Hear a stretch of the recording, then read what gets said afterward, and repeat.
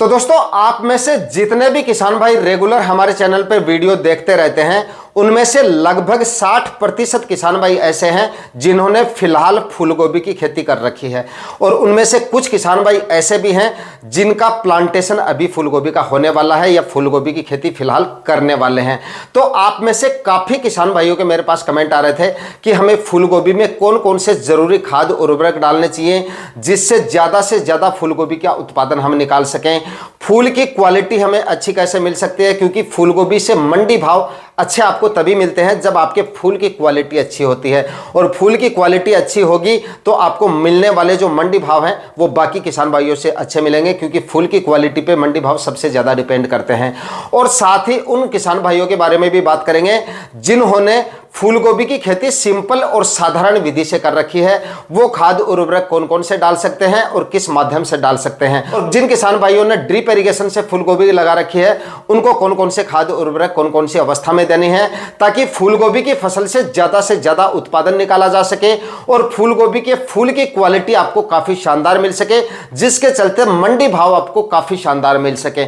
अगर मेरे बताए गए तरीके से आप उस अवस्था के दौरान फूलगोभी की फसल में बताए गए खाद उर्वरक डालोगे तो फूलगोभी की फसल से उत्पादन भी आपका जबरदस्त निकलेगा और मंडी भाव भी आपको काफी शानदार मिलेंगे। इसके चलते मुनाफा आपको फूलगोभी की फसल से काफी जबरदस्त निकल के आएगा। इसलिए आज के इस वीडियो पर आपको लास्ट तक बने रहना है और वीडियो अगर अच्छा लगे तो वीडियो को लाइक जरूर कीजिएगा। चैनल पे नए हैं या सब्सक्राइब नहीं किया है तो चैनल को सब्सक्राइब कर लीजिए और साथ में बेल आइकन भी प्रेस कर देना, ताकि समय समय पे आपको खेती बाड़ी से रिलेटेड वीडियोज मिलते रहे। नमस्कार दोस्तों, मेरा नाम है सुरेश और आप देख रहे हैं खेत किसान झुंझुनू। तो दोस्तों, आपने चाहे फूलगोभी की खेती सिंपल और साधारण विधि से कर रखी हो, चाहे आपने ड्रिप इरिगेशन के माध्यम से बेड बना के इसकी खेती की हो, खाद उर्वरक आपको जो बताऊंगा, जो तरीका आपको खाद उर्वरक देने का बताऊंगा, उस तरीके से बताए गए खाद उर्वरक आप डालेंगे तो आपने चाहे किसी भी तरीके से फूलगोभी लगा रखी है, सिंपल और साधारण विधि से भी अगर फूलगोभी लगा रखी है, तब भी आप फूलगोभी की फसल से काफी अच्छा उत्पादन निकाल सकते हैं।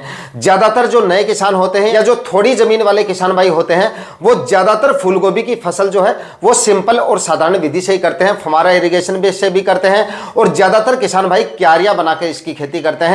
और इस तरीके से भी फूलगोभी की फसल से काफी जबरदस्त उत्पादन निकाला जा सकता है। सबसे पहले हम बात करेंगे उन किसान भाइयों के बारे में जिन्होंने सिंपल और साधारण विधि से इसकी खेती कर रखी है। प्लांटेशन के बाद में सबसे जरूरी खाद उर्वरक आपको कौन कौन से डालने हैं। ड्रिप इरिगेशन से लगा रखी है तो उनके बारे में हम थोड़ा सा बाद में बात करेंगे।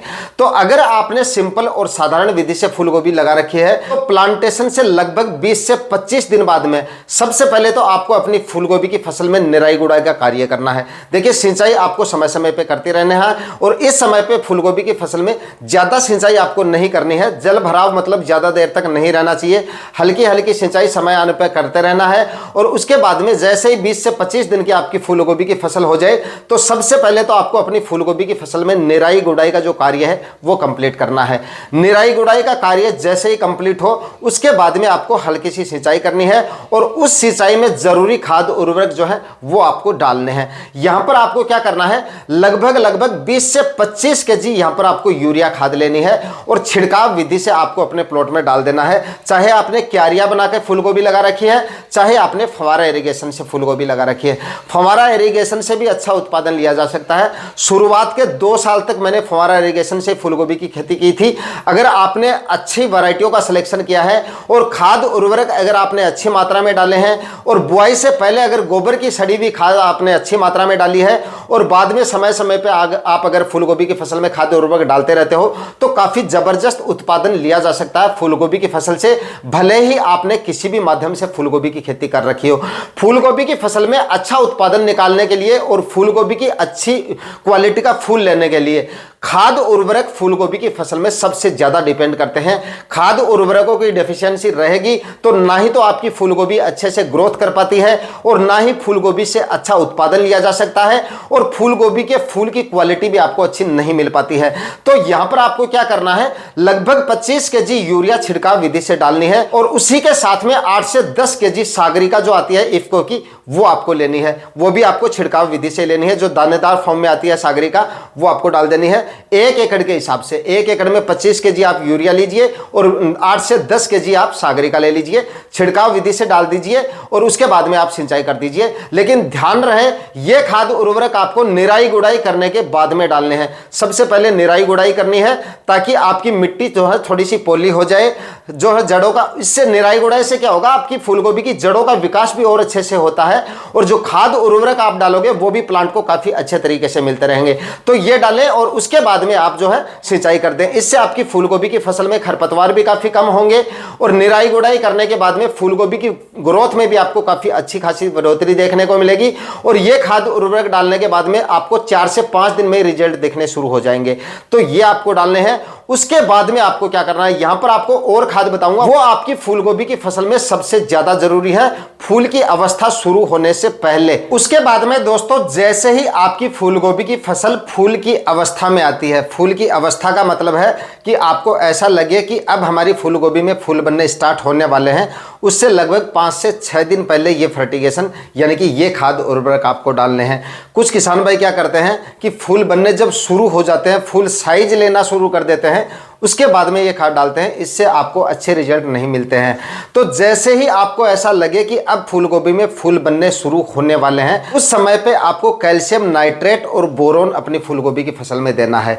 कैल्शियम नाइट्रेट और बोरोन जैसे ही आप अपनी फूलगोभी की फसल में देते हो तो इससे क्या होगा, आपको जो फूल की साइज है वो भी अच्छी मिलेगी, यानी कि फूल का वजन भी बढ़ेगा, फूल आपको एकदम सफेद और एकदम आकर्षक मिलेगा, जिससे मार्केट वैल्यू आपको फूल की काफी अच्छी मिलेगी।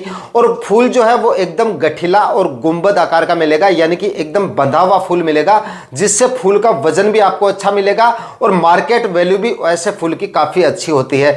तो इससे आपके फूल की क्वालिटी में मतलब कैल्शियम नाइट्रेट और बोरोन की वजह से काफी अच्छा खासा सुधार होता है। अगर आपको अपनी फूलगोभी की फसल में अच्छी क्वालिटी का फूल लेना है, वजन बढ़ाना है, तो कैल्शियम नाइट्रेट और बोरोन आपको अपनी फूलगोभी की फसल में डालना है बताई गई अवस्था के दौरान। बताई गई अवस्था के दौरान ही आपको डालना है। अगर आप लेट डालते हैं तो रिजल्ट आपको उतने अच्छे नहीं मिलते हैं और अगर ज्यादा जल्दी डाल देते हैं तब भी आपको उतने अच्छे रिजल्ट नहीं मिलते हैं। जो समय मैंने आपको बताया है उसी समय के दौरान ये दोनों खाद्य उर्वरक आपको डालने हैं। कैल्शियम नाइट्रेट की खुराक की बात की जाए तो लगभग 5 से 6 केजी प्रति एकड़ के हिसाब से कैल्शियम नाइट्रेट आपको डालना है और 500 ग्राम प्रति एकड़ के हिसाब से आपको बोरोन लेना है। छिड़काव विधि से आप छिड़क दीजिए और उसके बाद में सिंचाई कर दीजिए। जिस माध्यम से आपने कर रखी है उसी माध्यम से सिंचाई करें।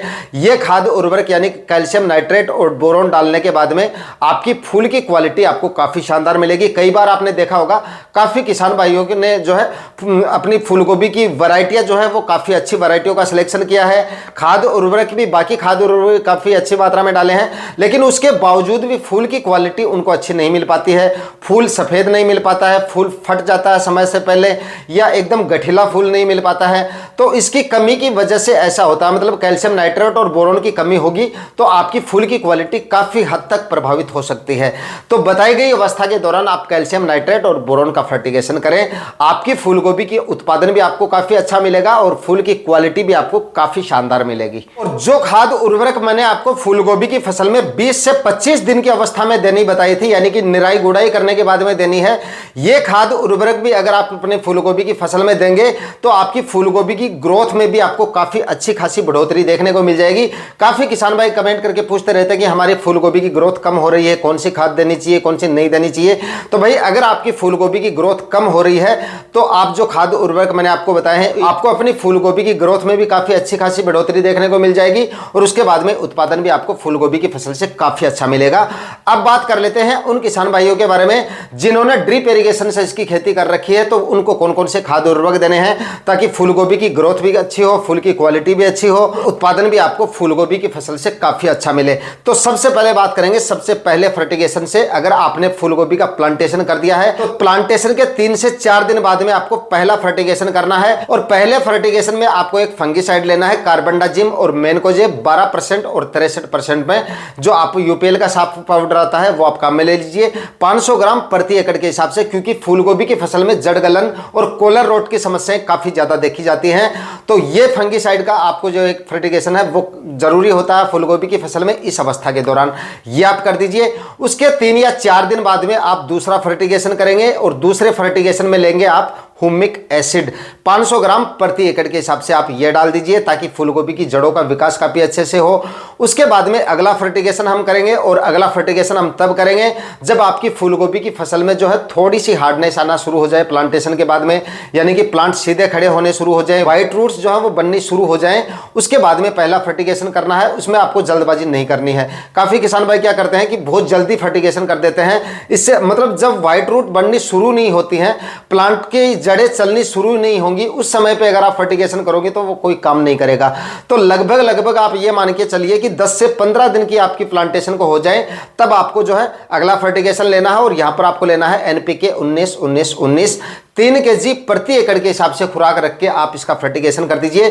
थोड़ी बहुत अगर आपको ग्रोथ आपकी फूलगोभी की कम लग रही है तो इससे पूरी कमियां दूर हो जाएंगी। ग्रोथ भी आपको अपनी फूलगोभी की फसल में अच्छी देखने को मिलेगी, और उत्पादन भी उसके बाद में काफी अच्छा मिलेगा। 3 kg प्रति एकड़ के हिसाब से 15 दिन की अवस्था में एनपीके 19-19-19। उसके बाद में दोस्तों आपको अपनी फूलगोभी की फसल में अगला फर्टिगेशन लेना है, और अगला फर्टिगेशन लेना है 25 से 30 दिन की अवस्था में, और यहां पर आपको लेना है एनपीके 12-61-0। ये फर्टिगेशन आपको लेना है ड्रिप इरिगेशन की सहायता से। खुराक आपको रखनी है 3 kg प्रति एकड़ के हिसाब से। इससे भी आपकी फूलगोभी की फसल में जड़ों का विकास अच्छा होता है, फूलगोभी की ग्रोथ भी काफ़ी अच्छी होती है, तो ये आपको लेना है। उसके बाद में आपको अगला फर्टिगेशन लेना है, और अगला फर्टिगेशन आपको लेना है 40 से 45 दिन की अवस्था में। यहाँ पर आपको कैल्शियम नाइट्रेट और बोरोन का फर्टिगेशन लेना है। जैसा कि मैंने आपको वीडियो में पहले ही बता दिया था, जो सिंपल और साधारण विधि से किसान भाई करते हैं, उसी तरीके से आपको जो है वो छिड़काव विधि से करते हैं, और आपको ड्रिप इरिगेशन की सहायता से लेना है। खुराक आपको उतनी ही रखनी है। कैल्शियम नाइट्रेट 5 से 6 kg प्रति एकड़ के हिसाब से ले सकते हैं, और बोरोन की जो खुराक है वो 500 ग्राम प्रति एकड़ के हिसाब से ले सकते हैं, और दोनों का एक साथ ही आप फर्टिगेशन कर सकते हैं। लेकिन जो नए किसान भाई हैं उनको मैं जानकारी दे दूं, अगर आप दोनों का एक साथ फर्टिगेशन कर रहे हैं, पानी के अंदर मिक्स कर रहे हैं, तो पहले आपको जो है बोरोन को मिक्स कर लेना है, या फिर बोरोन को आप अलग मिक्स कर लीजिए और कैल्शियम नाइट्रेट को अलग मिक्स कर लीजिए, और उसके बाद में आप एक जगह मिक्स कर लीजिए। क्योंकि कैल्शियम नाइट्रेट में अगर आप पहले पानी डाल देंगे और पहले मिक्स कर लेंगे, उसके बाद में बोरोन को अगर आप डालेंगे तो उसके बाद में काफी मुश्किल से वो मिक्स होता है। तो इसलिए आप जो है मिक्स करते समय दोनों को अलग अलग मिक्स कर लीजिए, और उसके बाद में एक जगह कर लीजिए, कोई दिक्कत नहीं है।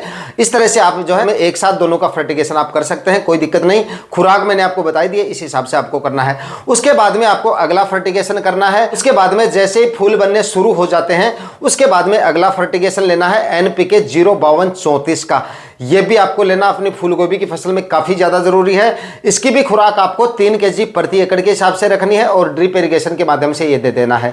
इसके बाद में अगले फर्टिगेशन की बात करें तो अगला फर्टिगेशन अगर आपको जरूरत लगे तो आप करें, अदरवाइज फूलगोभी की फसल में अगर आपने गोबर की खाद, सड़ी हुई खाद अच्छी मात्रा में डाली है, खाद उर्वरक रासायनिक बेसल डोज भी अगर अच्छी मात्रा में डाले हैं, तो मुझे नहीं लगता कि इसके बाद में अगले फर्टिगेशन वगैरह की आपको जरूरत पड़ेगी, क्योंकि इन सभी फर्टिगेशन से ग्रोथ भी काफी अच्छी खासी हो जाएगी, और फूल की क्वालिटी भी आपको काफी अच्छी मिल जाएगी, और फूल की साइज भी आपको मिलनी शुरू हो जाएगी।